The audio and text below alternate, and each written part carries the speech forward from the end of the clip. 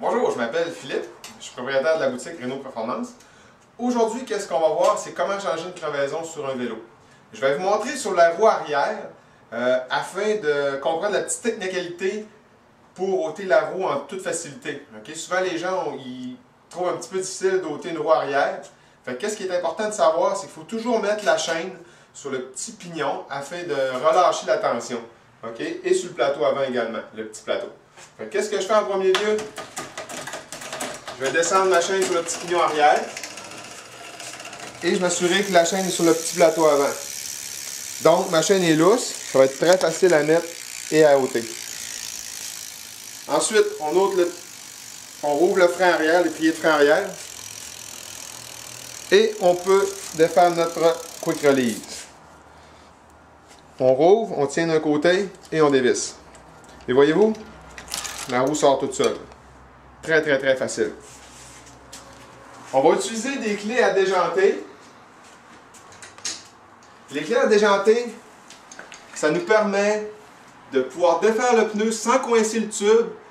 Aussi, quand les pneus sont très difficiles à ôter, c'est ce qui nous permet de le faire. Dans ce cas-ci, on va simuler que j'étais en crevaison.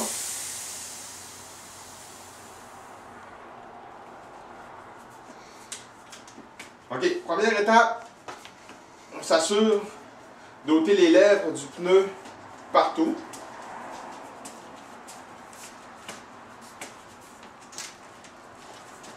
Ensuite, je prends ma première clé à déjanter. Je viens la coincer, la passer entre le pneu et la jambe, comme ça ici, et je l'accroche sur un rayon. Je prends ma deuxième clé. Même étape, je viens pogner le pneu et la jambe et je viens accrocher comme ça ici. Voyez-vous, j'ai une belle ouverture ici pour pouvoir travailler. Ensuite, tout ce que j'ai à faire, c'est venir saisir ma troisième clé et la glisser tout le tour de la jambe. Très facile. Ensuite, on retire le vieux tube.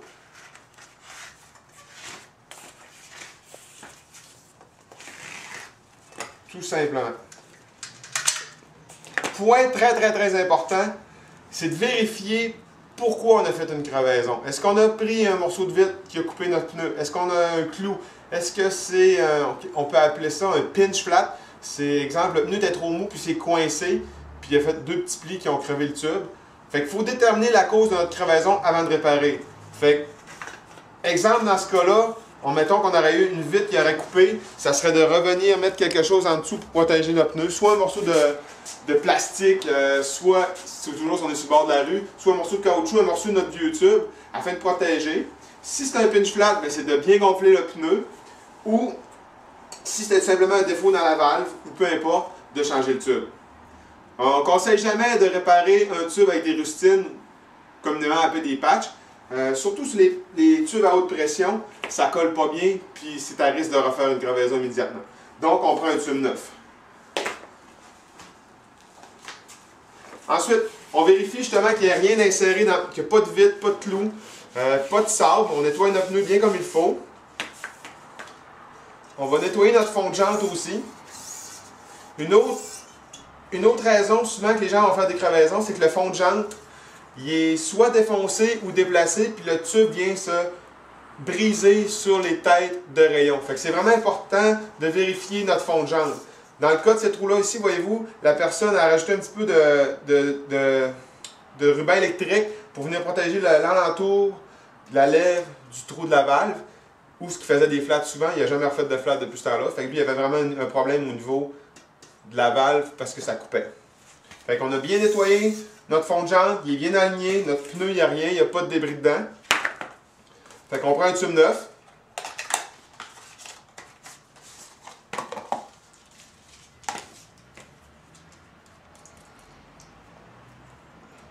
Dans le cas des valves françaises, on dévisse le petit bout ici, on le relâche.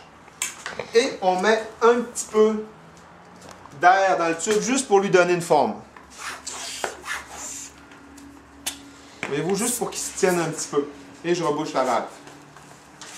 Ensuite, on prend notre pneu et on vient mettre un côté seulement sur la roue.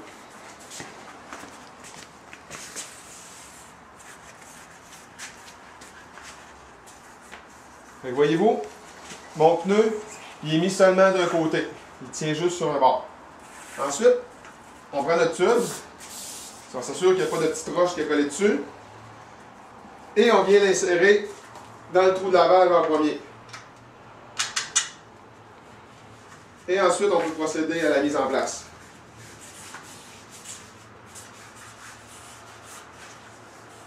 Voyez-vous, le tube il est déjà rentré dans sa place.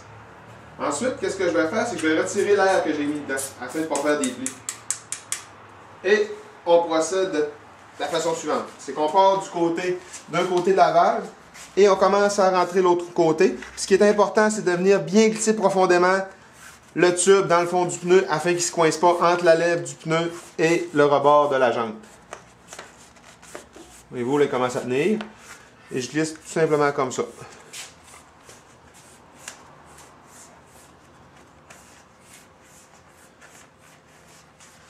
Toujours bien venir poser le pneu à fond le tube à fond de pneu. Ensuite, tout ce qui nous reste ici, c'est la dernière partie. OK?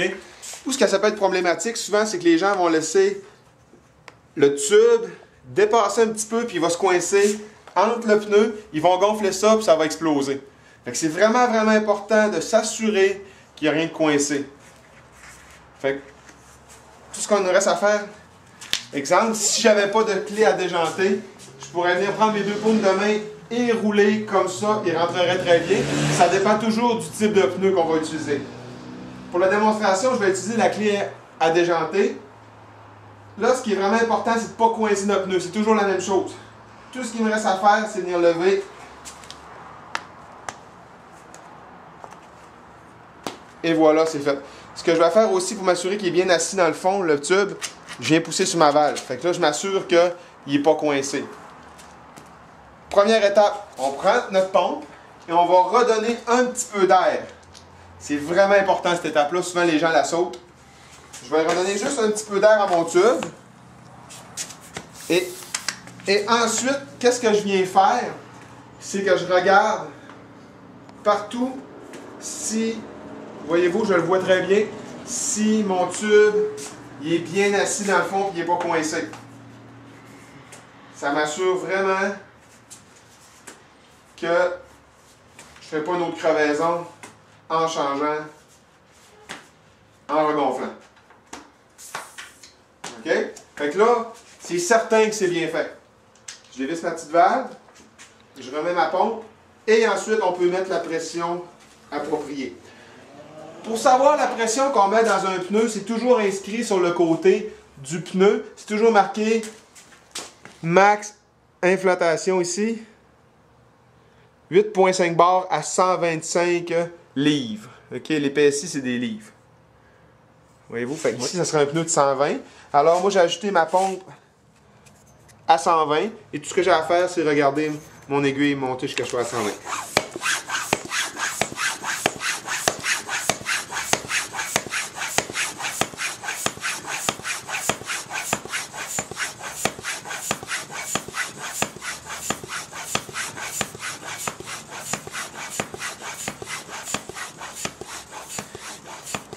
À noter aussi que par journée de grande chaleur, on va essayer de ne pas atteindre le maximum. Autrement dit, s'il fait 30 degrés dehors, allez pas mettre 120 livres, mettez 115. Et avec la température du soleil, le pneu va aller chercher son maximum. S'il fait moins 5 degrés, ben mettre un 125 livres, c'est pas grave, il va redescendre aussi. Ensuite, je retire la valve. Je referme ma petite tête de valve. Et il nous reste juste à remettre les petits bouchons. Et pour le remontage sur la bicyclette, comme on a vu tantôt, mes vitesses étaient déjà en bas, mais on peut s'assurer que c'est fait. On prend le dérailleur, on le rouvre comme ça avec notre doigt, et on vient serrer la cassette entre les deux chaînes. Je recommence. On vient glisser la cassette entre les deux, et ensuite tout ce qu'on a à faire, c'est venir asseoir la chaîne sur la dernière guille. et tirer vers nous. Voyez-vous? Ça se fait tout simplement comme ça. On tient le côté droit et on revisse. Tout simplement. Ensuite, on peut centrer notre étrier de frein et refermer. Et voilà.